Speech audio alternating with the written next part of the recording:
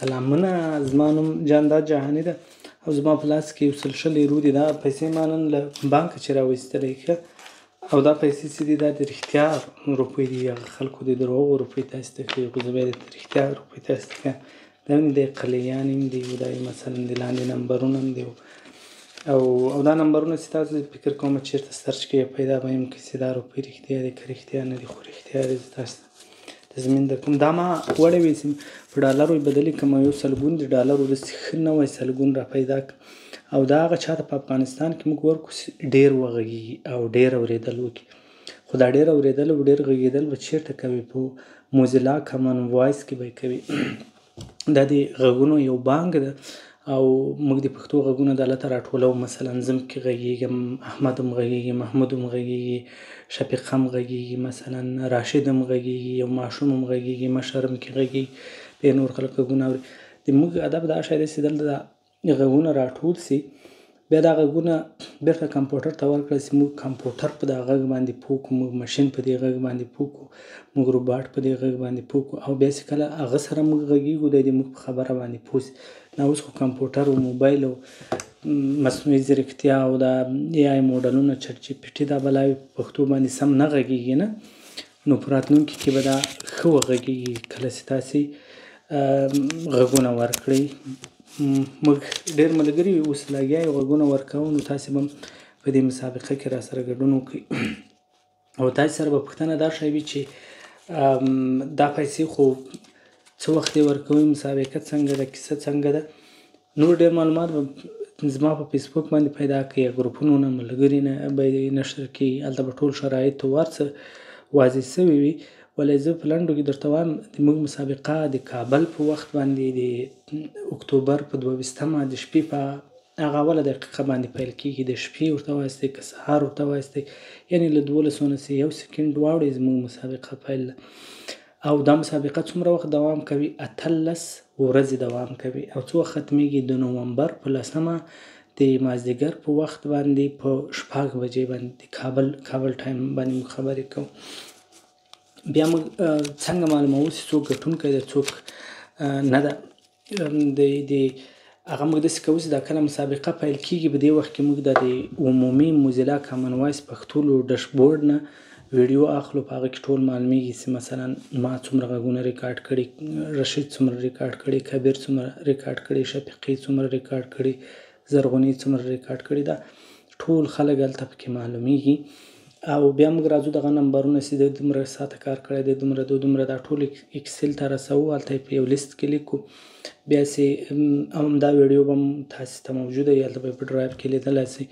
بیا چې دا ورځې تېرېږي، هره ورځ به تاسې ګورئ چې نن احمد دومره مخته لاړه، نن رشید دومره مخته لاړ، نن مثلا زرغونه له ټولو نه مخکې شوه. خو کله چې 10 تاریخ د نومبر راورسېدو، موږ به اعلان وکړو چې مسابقه پای ته ورسېده. بیا به له دغه ډیشبورډ نه کامن وایس موزیلا له ډیشبورډ نه ریکارډ وکړو. هلته به بیا معلومه شي مثلا دې کس څومره کار کړی، دې کس څومره کار کړی.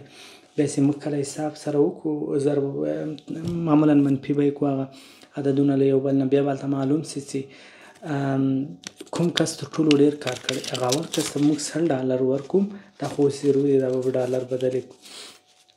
دویم کس او دریم کس ته تر اوسه پورې یو اندازه پیسې شته. تاسې پوهېږئ چې دغه 120 یورو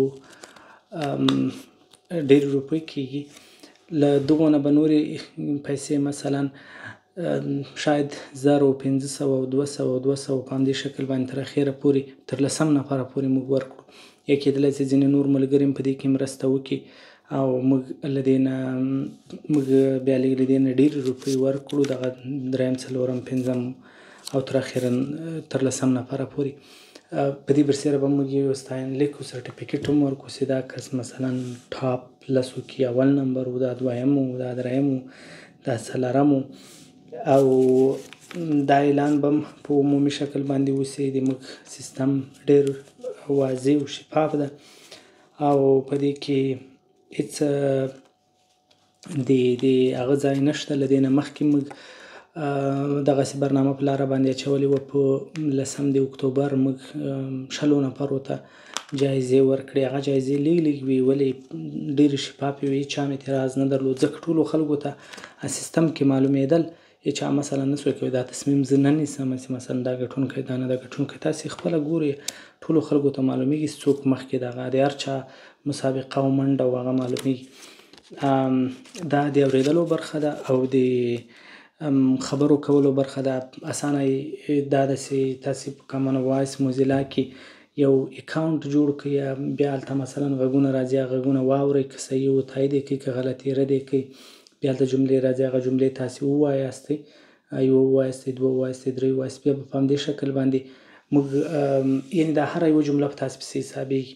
نو څومره چې څوک ډېر کار کوي هغومره له نورو څخه ډېر مخکې کېږي او هغه ټاپ کس ته به موږ دا جایزه ورکړو او ممکن په راتلونکي کې نورې جایزې هم ولرو. نو که چیرې د پیسو او پښتو ژبې ته د خدمت علاقمندان یاستئ دا د هغه کې له موږ سره ګډون وکړئ او هغه خلک چې د پښتو ژبې د خدمت او کار په ارزښت باندې پوهیږي له هغو نه مې توقع دا ده چې نورو خلکو سره مرسته وکړئ، اکاونټونه ورته جوړ کړئ، ماشومانو ته هغه عمر یې صحیح وټاکئ. البته که مور و پلار اجازه وي، مېرمنو ته، خپله ځان ته، ملګرو ته، نورو ته. په دې شکل باندې به موږ او تاسې وتوانېږو د پښتو ژبې لپاره ډېر غږونه راټول کړو او پښتو ژبه د نورو نړیوالو ژبو سیاله کړو. بای بای.